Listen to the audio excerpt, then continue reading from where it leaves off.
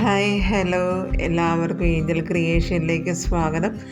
നമ്മളിന്നിവിടെ ചെയ്യാൻ പോകുന്നത് കോവയ്ക്ക ഉണക്കിയതാണ്.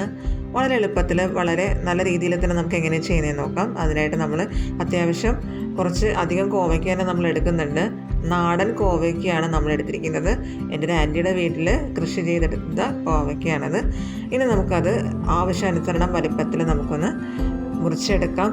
അത്യാവശ്യം തന്നെ നമ്മൾ ഇതേ നീളത്തിൽ തന്നെ നമ്മൾ ഏകദേശം ഒരു 4-5 പീസായിട്ടാണ് നമ്മൾ അരിഞ്ഞെടുക്കുന്നത്. അങ്ങനെ നമ്മൾ എല്ലാ കോവയ്ക്കയും നമ്മൾ നല്ലതുപോലെ ഒന്ന് അരിഞ്ഞെടുക്കുകയാണ്.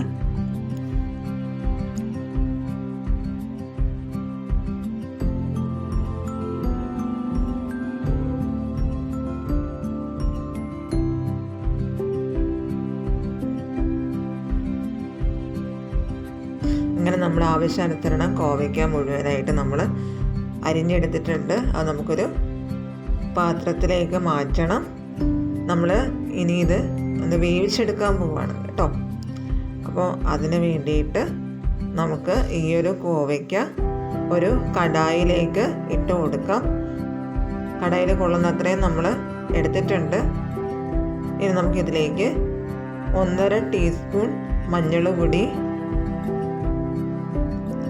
അതിനോടൊപ്പം തന്നെ 1.5 ടീസ്പൂൺ കുരുമുളക് പൊടി, ആവശ്യത്തിന് ഉപ്പ് എന്നിവ ചേർത്ത് നന്നായി ഇളക്കി യോജിപ്പിച്ചതിന് ശേഷം നമുക്കിതൊന്ന് ആവിയിലൊന്ന് കുക്ക് ചെയ്തെടുക്കാം. നമ്മളിത് നല്ലതുപോലെ വേവിക്കണമെന്നൊന്നുമില്ല, ചെറുതായിട്ടൊന്ന് ആവി കയറിയാൽ മാത്രം മതി കേട്ടോ. ഇങ്ങനെ നമ്മൾ ആവിയിൽ നന്നായിട്ട് ചൂടൊക്കെ കയറി തുടങ്ങിയിട്ടുണ്ട് കേട്ടോ. ഇത്രയും മതി, അധികം വേവിക്കേണ്ട ആവശ്യമൊന്നുമില്ല.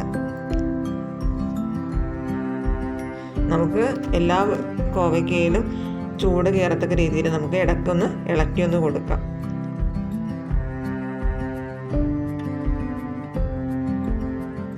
അങ്ങനെ നമ്മുടെ കോവയ്ക്ക ഇവിടെ നല്ലതുപോലെ ആവി കയറിയിട്ടുണ്ട്. നമുക്കത് ഉണക്കാൻ പാകത്തിനായിട്ടുള്ള ഒരു പാത്രത്തിലേക്ക് നമുക്ക് മാറ്റി കൊടുക്കാം.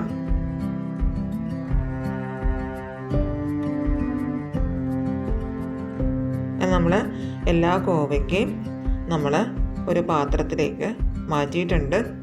ഇനി നമുക്കത് ഉണങ്ങാൻ വെക്കുന്ന രീതിയിൽ നമുക്ക് എല്ലാ കോവയ്ക്കൊന്ന് നിരത്തി ഇട്ട് കൊടുക്കാം.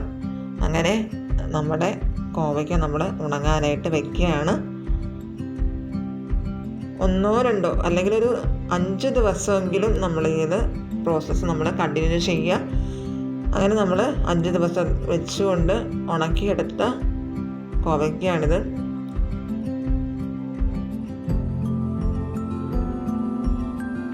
ഇനി നമുക്കിത് ഇങ്ങനെ തന്നെ കഴിക്കണമെങ്കിൽ അങ്ങനെ കഴിക്കാം.